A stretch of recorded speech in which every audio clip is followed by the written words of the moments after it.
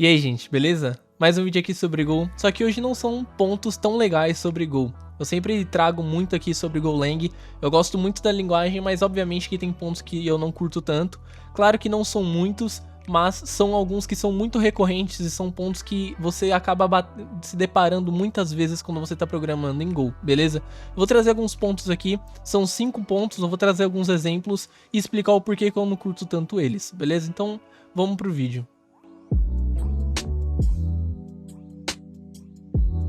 Então o primeiro ponto aqui é sintaxe inconsistente ou às vezes confusa, tá? O que eu quero dizer com isso? Vamos aqui em syntax.go. O que acontece? Aqui no Go, muitas vezes você se depara com alguns pontos que não fazem sentido, ou às vezes fazem sentido, mas na hora do código ali você não sabe qual você deve utilizar e quem te ajuda é a IDE. Às vezes você fica tão perdido que você não sabe o que você tem que fazer. Sorte que o Go PLS, que no caso é o cara que meio que valida, que dá build no seu código e assim por diante, é o que as IDEs usam para validar se o seu código tá correto. Quando você salva o código, ele já apaga parênteses que não precisa, ele te dá erro, ele nem builda se tiver alguma coisa errada, e às vezes isso é muito bom. Isso na verdade ajuda quem tá querendo aprender Go, ou até mesmo quem já sabe programar em Go e esqueceu alguma coisa. Ao você salvar o código, ele vai apagar funções, por exemplo, se você colocar vírgula onde não precisa, parênteses onde não precisa, ponto e vírgula, que no caso nunca existe em Go, ele vai sempre apagar. Então isso já ajuda bastante. Só que alguns pontos não fazem tanto sentido aqui e eu vim trazer um pouquinho sobre isso. É bem detalhe, mas não deixa de ser algo que dá uma confusão às vezes, tá? Quando você tem uma struct, você tem vários campos, você não precisa colocar vírgula aqui no fim do campo. E até aí, beleza. Porque muitas vezes você vai colocar aqui aquelas flags de JSON lá, que você coloca JSON, 2 pontos aqui, por exemplo, e coloca o nome do campo e tal, e você vai concatenando aqui os campos, os valores para essa variável, beleza? Só que qual é o problema? Que quando você vai atribuir os valores para alguma struct, você tá montando a struct, você precisa colocar vírgula. Ou seja, não dá para saber quando você precisa e quando você não precisa de ponto e vírgula, você só sabe porque basicamente a ideia vai colocar isso para você, né? O fundo, quando você tá implementando a struct, você não precisa colocar ponto e vírgula, você só precisa separar ele em linhas. Isso também ajuda porque basicamente vai deixar o código visivelmente melhor de entender, né? Porque às vezes o pessoal coloca tudo na mesma linha ali e fica horroroso de entender em outras linguagens, né? Porque o Go nem deixa isso, mas acaba sendo um pouquinho diferente. Tipo, por que quando você tá declarando a struct não precisa, mas quando você vai colocar os valores para struct precisa de ponto e vírgula? E não só isso. O último parâmetro de qualquer coisa precisa de ponto e vírgula, né? Então se você, por exemplo, eu vou criar aqui uma função de fmt.printf aqui, por exemplo. E aí aqui eu coloco 2 parâmetros de string aqui, por exemplo, que eu vou colocar 2 strings aqui dentro. Se eu quero colocar na linha de baixo, eu coloco aqui, por exemplo, string 1, eu vou colocar na linha de baixo string 2 e aqui eu termino. Só que se eu colocar o parêntese na linha de baixo e eu salvar, ele vai colocar que precisa da ponto e vírgula. Eu tenho que colocar uma vírgula na última linha. Mas o porquê? Eu não sei também. Algumas coisas que não fazem tanto sentido. Às vezes você tem que ficar colocando vírgula, às vezes reclama que falta vírgula, mas por que precisa de vírgula na última linha? Isso eu também não entendo muito bem, tá? Mas é algo que às vezes não faz tanto sentido, fica bem inconsistente, tá? Igual um outro exemplo aqui de inconsistência. Quando você vai declarar uma função com múltiplos retornos, você precisa colocar entre parênteses que você vai retornar vários parâmetros no caso. Por exemplo, eu quero retornar 2 inteiros, eu vou colocar entre parênteses 2 inteiros. Só que na hora de eu retornar eu não preciso de parênteses, então eu também não entendo por que não precisa de parênteses na hora de retornar, mas na hora de declarar você precisa de parênteses. Tanto que aqui se eu colocar parênteses aqui, ó, por exemplo, vou colocar parênteses aqui e vou salvar. Ah lá, ele vai reclamar, ele não vai deixar, ó, ele vai ficar reclamando e não vai deixar eu colocar parênteses aqui.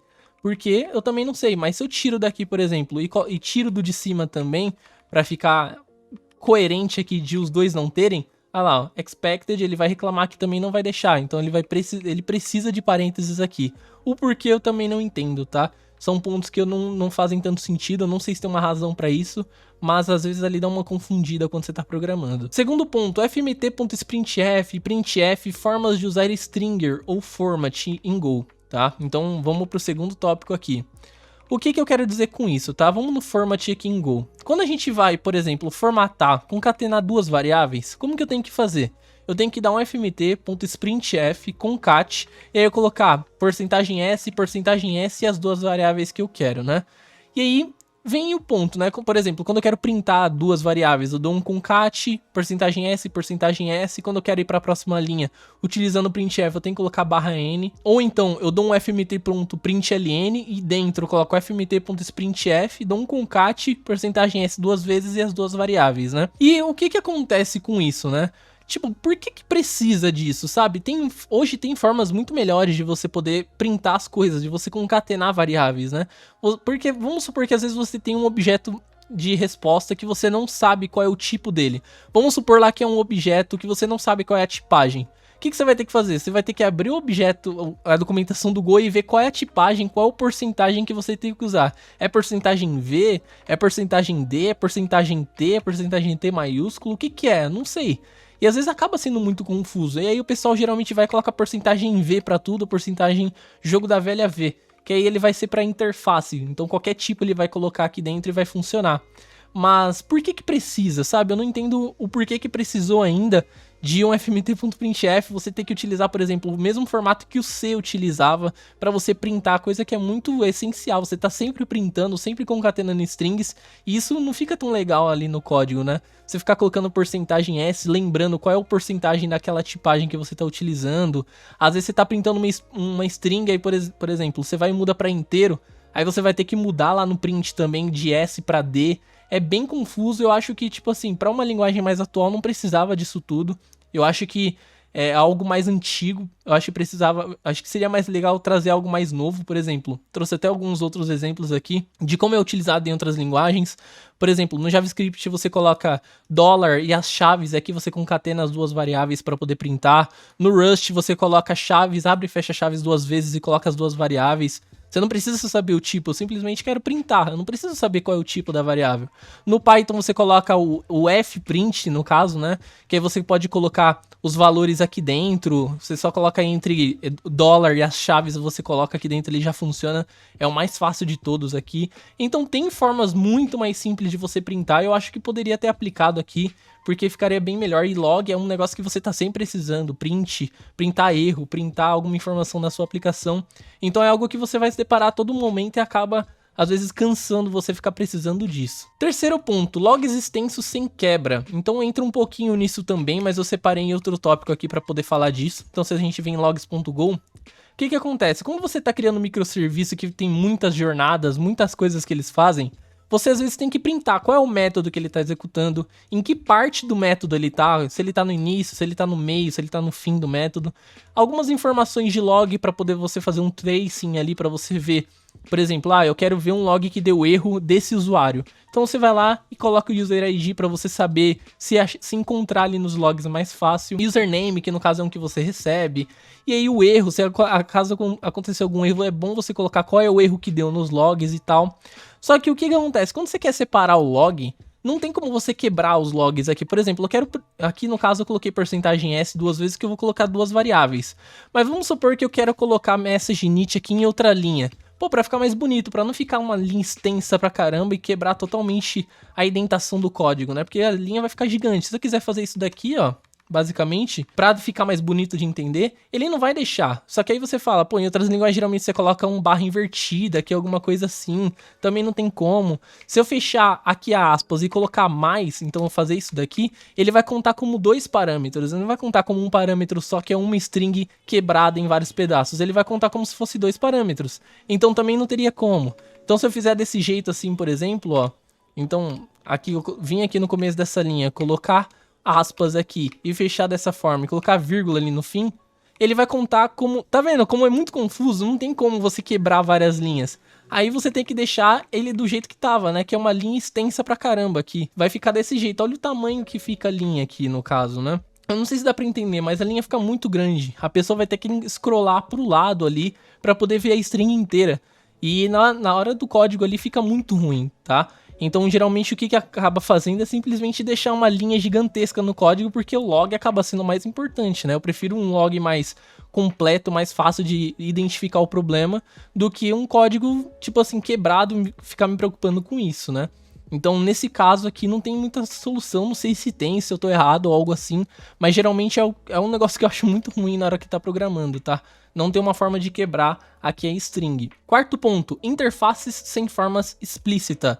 Aqui nos comentários no Go, no vídeo de interface, se eu não me engano, teve uma pessoa que deixou um comentário, inclusive agradeço o comentário sobre, é bem legal esses comentários a respeito, porque, por exemplo, eu tô trazendo aqui no vídeo exatamente porque ele me lembrou disso, é bem legal sobre, tá? Mas qual é o problema aqui? O que eu tô querendo dizer? Vamos supor, isso daqui você vai se deparar muito quando você tá falando de clean code, de arquitetura de código no geral, tá? Vamos supor que você tem uma interface que implementa o método getUserName, por exemplo, que retorna uma string. E aí eu tenho um objeto user, que tem o name, que eu quero implementar essa interface. O que eu vou fazer? Vou colocar função a partir de uma variável u, que vai implementar a partir do objeto user, que vai ser um ponteiro de user, getUserName, que vai retornar uma string. Então eu estou implementando essa interface, né? Então se eu quiser colocar aqui um var interface, que ela vai ser do tipo userInterface, e eu quiser colocar que ela recebe um ponteiro de user, opa, aqui eu estou usando palavra reservada, então interface user, ele vai deixar, tá vendo como ele não vai reclamar? Por quê? Porque user implementa getUser, se eu apagar isso daqui ele vai reclamar, ó, que é not use user, porque ele não implementa a função getUserName. Beleza, até aqui funciona certinho, é perfeito. Mas quando você está em vários arquivos, vamos supor que eu tenho um objeto, uma função controller que chama uma interface, que a interface chama o service, que é o caso do hexagonal. Então eu tenho o controller que chama um adapter input, e o adapter input ali, ele chama o meu service, que chama o adapter output, que chama o meu repository que bate no banco de dados.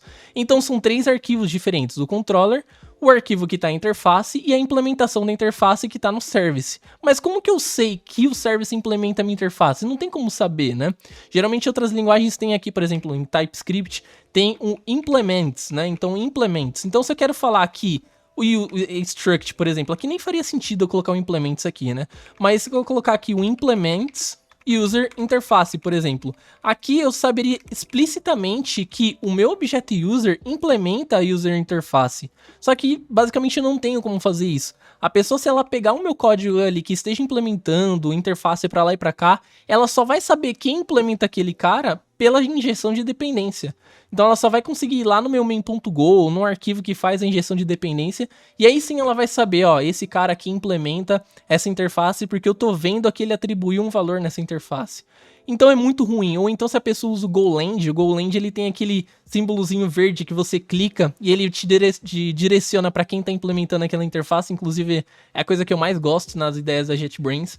Mas para quem não está utilizando o GoLand, não tem como saber. Só indo ou você indo no service vendo que aquilo está sendo a implementação, ou você indo no arquivo que faz a injeção de dependência e sabendo que aquilo implementa a interface que você está procurando, né?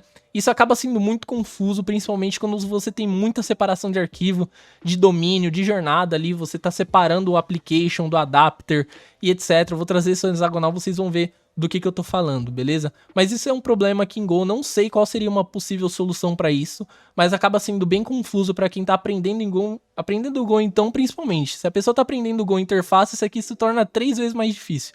Sendo que às vezes nem é tão complicado assim, é só que o Go não tem um jeito de te mostrar que aquilo está sendo implementado. Por último, não menos importante, Error Handling. Aqui é uma coisa que traz muita discussão aqui no Go, que é algo que eu gosto, mas não gosto, tá? É algo que eu não gostava no Java, eu não gosto disso de throw, desse jeito de tratar erros, tá? Então eu não gosto de você ter que ficar dando throw, aí lá na função que chama você colocar try e 6 catch para essa exception, catch para aquela exception, um monte de exception, aí você tem que ficar procurando qual o erro de cada uma, aí você tem que colocar um throw exception, ou no caso um catch exception genérico para se não cair nenhuma das outras 6, cair na 7ª opção que é a genérica que vai cair sempre, se não cair nenhuma das outras 6 fica muita coisa, try catch para lá e para cá. Ou então o error handling lá do Spring, que também é bem legal, mas aí você tem que configurar aquilo. Eu não curtia tanto essa forma de tratar erros, e inicialmente eu amei o jeito do Go tratar erros, tá? Eu sei que aquela variável é o erro, eu sei que eu posso ignorar aquele erro, eu posso fazer qualquer coisa com a variável erro, eu posso pegar essa variável e simplesmente printar ela, que meu código não vai quebrar por inteiro, ele só vai quebrar por inteiro se eu der um panic, e eu sei que o panic eu só vou usar em última instância, que no caso quase nunca eu utilizo. Então eu prefiro muito mais o tratamento de erros do Go. Nossa, é perfeito. Beleza. Até certo ponto. Por quê? Vamos supor que você tem várias chamadas. Vamos supor que a sua aplicação lá, você tem um service que ele precisa fazer enriquecimento, depois ele precisa chamar uma API para poder enriquecer esses dados, depois ele tem que chamar o banco de dados para poder salvar esses dados, ou algo assim, alguma coisa que a sua função chama vários pontos de dados. Ele precisa chamar API, banco de dados, fila para poder postar em alguma fila ou algo assim.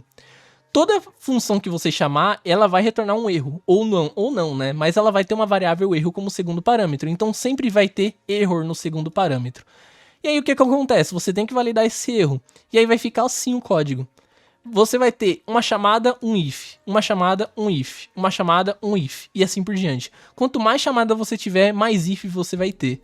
E não para por aí. E se a sua, por exemplo, você está chamando o MongoDB, certo? E o MongoDB ele tem vários erros que ele pode retornar. Ele pode retornar que a conexão deu timeout, que a conexão deu erro, que o dado já existe no banco de dados, ele não pode inserir de novo, por exemplo, que o dado não existe, então ele retornar um not found, vários tipos de erro.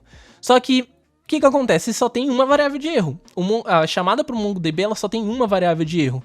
E aí vai retornar uma string, porque o errors, basicamente, ele é uma implementação de uma string, né? Então, se você, por exemplo, der gk aqui, ele vai ter... É uma interface error, é uma interface que implementa o método error que retorna uma string. Ou seja, o que eu tenho a partir de um error? Uma string de erro, beleza? Só que como que eu vou saber diferenciar qual é o tipo de erro que deu naquilo para eu tratar isso diferentemente? Não tem como, simplesmente. Na verdade tem, só que você vai ter que dar switch case dentro do if. Já não bastava o if, você vai ter que dar switch case dentro do if.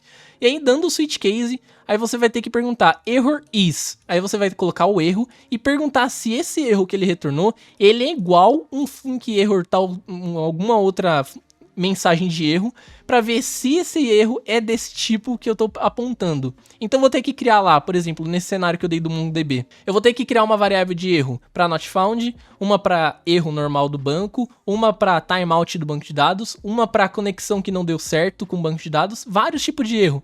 E aí dentro do if eu vou ter que colocar switch case, esse erro é do tipo timeout? Não, aí outro case. Esse erro é do tipo not found? Não, então é outro erro. Esse erro é do tipo que a conexão não deu certo? Connection refused, por exemplo? Não é outro erro. Ah, então cai no default aí e printa unexpected error e a mensagem de erro que ele retornou, porque eu não sei como que eu trato isso. Eu acho isso bem ruim, tá? Tem formas melhores, inclusive a comunidade do Go inteira tá se mobilizando com isso. Eu vou trazer um vídeo só sobre soluções para o error handling. Tem uma parte de várias pessoas tratando formas e apresentando formas melhores de tratar o erro, tá? Inclusive tem umas bem interessantes que eu vou trazer aqui no canal, mas eu vou separar isso num vídeo para ficar mais focado em error handling, melhores formas de você tratar o erro que o pessoal tá trazendo, e com certeza o Go vai implementar, o pessoal da equipe do Go vai implementar, porque essa é a reclamação mais recorrente. A primeira era generics, que o pessoal resolveu na Go 1.18, que agora tem generics, tem como você tratar isso e ficou bem legal. Mas agora, o segundo maior erro é basicamente que o pessoal não gosta de error handling no Go, e com certeza isso eles vão tratar, mas por enquanto ainda não tem nada resolvido. Então, esse foi o vídeo aqui das críticas que eu tenho da linguagem. Eu amo muito essa linguagem, eu gosto muito de programar, eu acho ela bem fácil, bem rápida, é muito rápida a linguagem. Tanto que é uma das que eu tô gostando mais de programar por conta das routines, da facilidade que você tem com concorrência, mas ela não deixa de ter os problemas dela também. Beleza? Espero que vocês tenham gostado, espero que tenham entendido aqui os pontos. Qualquer dúvida, deixe nos comentários e nos vemos no próximo vídeo. Falou!